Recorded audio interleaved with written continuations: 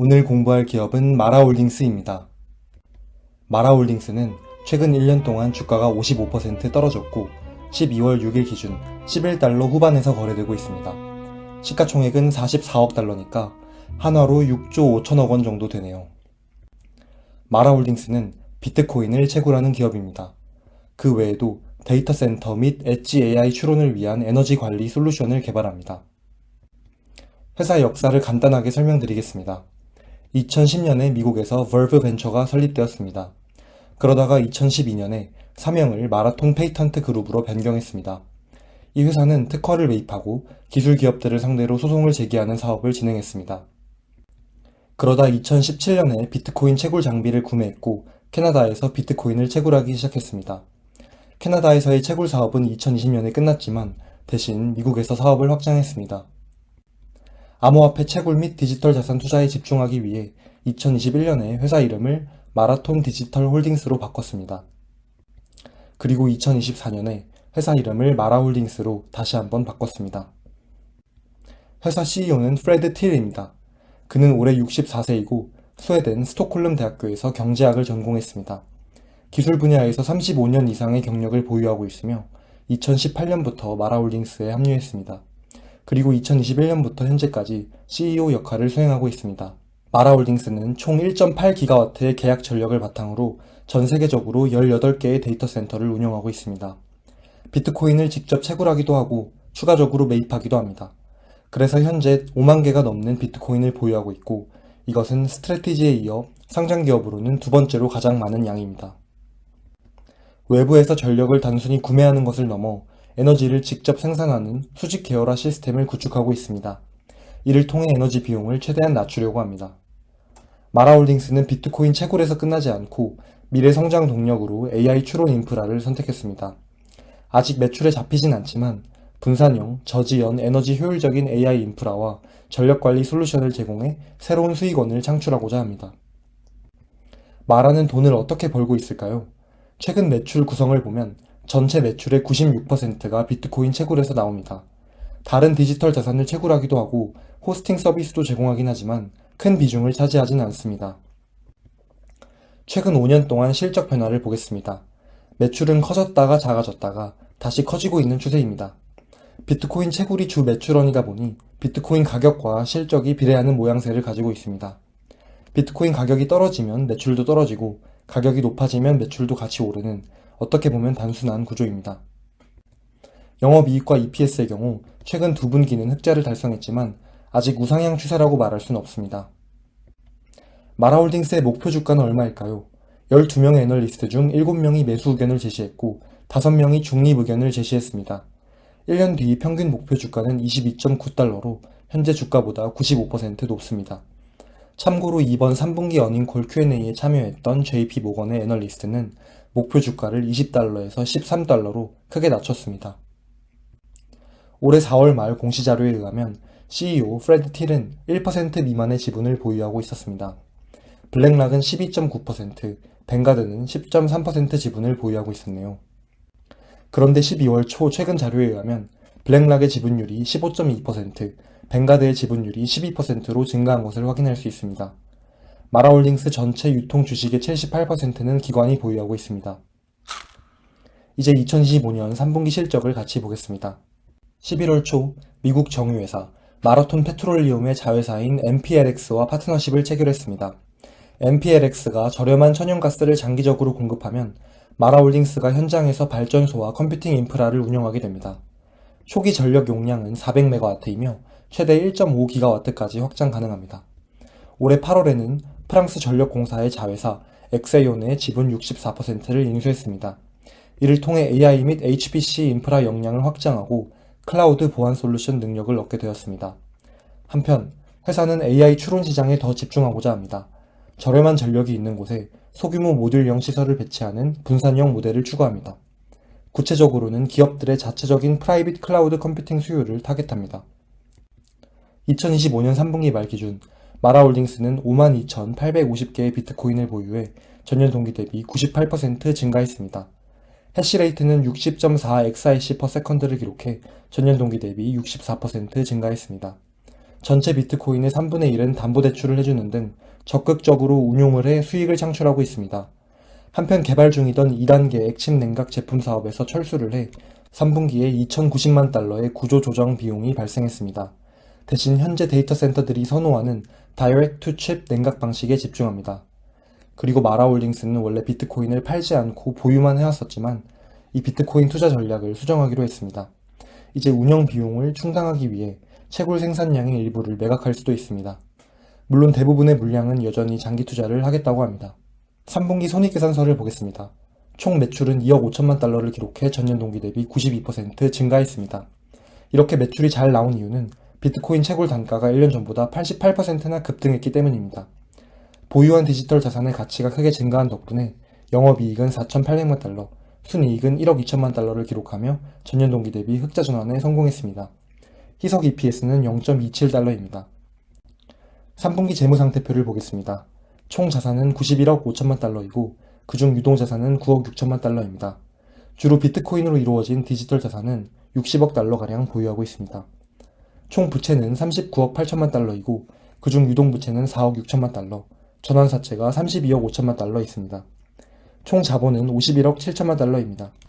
유동 비율은 209%, 부채 비율은 77%로 재무구조가 건전한 편입니다. 올해 1분기부터 3분기까지 총 현금 흐름을 보겠습니다. 9개월 동안 영업활동에서 5억 8천만 달러가 유출되었습니다. 순이익만 놓고 보면 플러스 4억 달러인데 왜 현금이 유출되었을까요? 순이익의 대부분이 비트코인 가격 상승에 따른 미실현 평가 차익일 뿐 실제 현금이 들어온 게 아니기 때문입니다. 투자활동에서는 6억 2천만 달러가 유출되었습니다. 설비 투자에 2억 4천만 달러를 썼고 추가적인 비트코인을 매입하는 데 2억 8천만 달러를 썼습니다. 재무활동에서는 16억 4천만 달러가 유입되었습니다. 자세히 살펴보면 10억 달러 규모의 전환사채를 발행했고 유상증자로 5억 7천만 달러를 조달했습니다.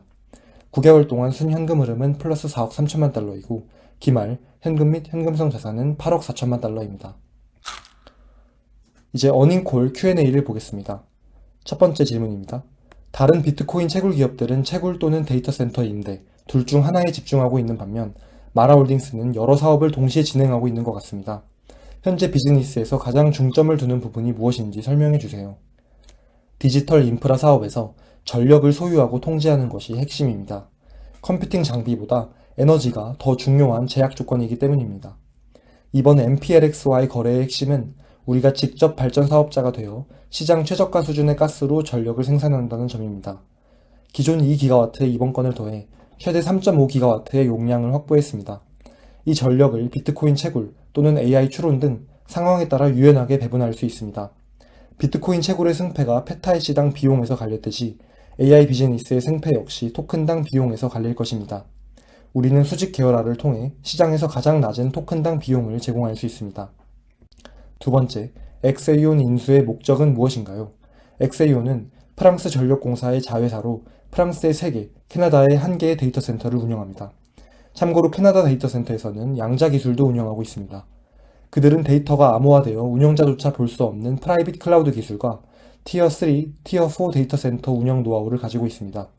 이번 인수를 통해 민감한 데이터를 다루고 보호하는 그들의 능력을 글로벌로 확장할 것입니다. 세 번째, MPLX와의 계약을 통해 구축하고자 하는 데이터 센터는 400MW로 꽤 큰 규모인데 마라홀딩스의 비용 효율성은 어떠한가요? 기존 데이터 센터들은 짓는데 3년 넘게 걸리고 메가와트당 약 1,000만 달러가 됩니다. 그러나 우리는 컨테이너형 모듈러 솔루션을 사용하기 때문에 메가와트당 약 100만 달러면 됩니다. 전 세계 모든 고객이 오픈AI 같이 거대한 인프라를 필요로 하는 것이 아닙니다. 아람코나 로키드 마틴 같은 거대 기업들은 보안 때문에 자사 데이터를 구글이나 아마존 클라우드에 올리지 않습니다. 기업들은 자신의 통제 하에 있는 외부와 단절된 프라이빗 클라우드를 원합니다. 지금은 시장이 거대한 데이터 센터와 관련된 발표에 열광하지만 5년 뒤 장기적인 관점에서 산업은 비용 효율적인 온프레미스 또는 엣지 AI로 이동할 것입니다. 우리는 그곳을 선점하려 합니다.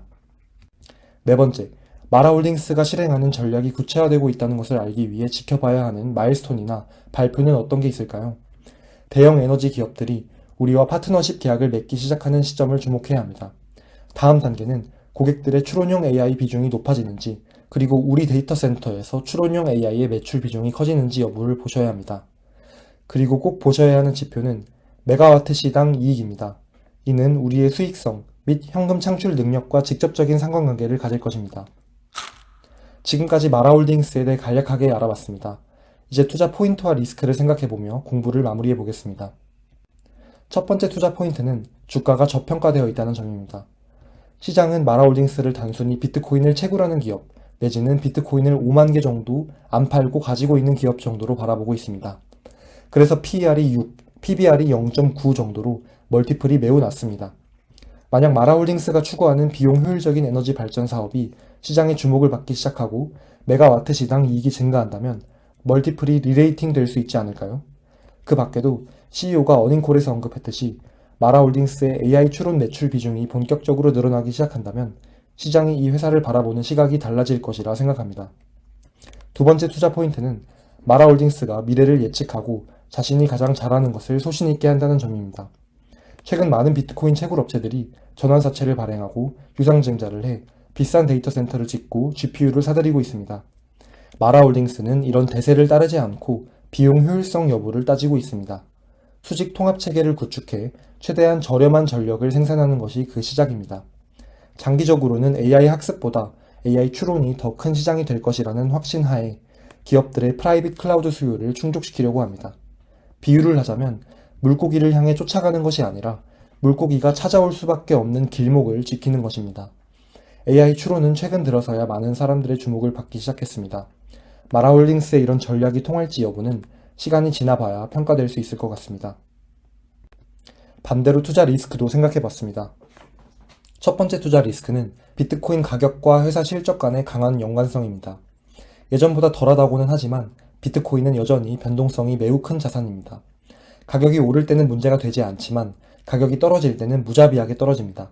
그리고 이건 마라홀딩스 같이 전체 매출의 96%가 비트코인 시세에 의존하는 채굴 기업에게는 직격타로 작용합니다. 두 번째 투자 리스크는 미래 성장 동력으로 점찍은 AI 추론 사업이 아직 말뿐이라는 점입니다. 이번 어닝콜 때 CEO는 구체적인 전략을 공개하면 경쟁자들이 따라해버리기 때문에 말할 수 없다는 등 조심스러운 태도를 보였습니다. 그 의도는 100번 이해하지만 투자자 입장에서는 회사의 말만 믿고 소중한 돈을 넣을 수는 없습니다. 최소한 AI 추론 관련해 신규 계약이 발표되고 나서 투자해도 늦지 않을 것 같다고 생각합니다. 이상 마라홀딩스에 대한 기업 분석을 진행해 보았습니다. 여러분은 이 회사의 미래가 밝다고 생각하시나요? 의견을 댓글로 남겨주세요. 영상이 도움되셨다면 구독, 좋아요 꼭 부탁드립니다. 큰 힘이 됩니다. 감사합니다.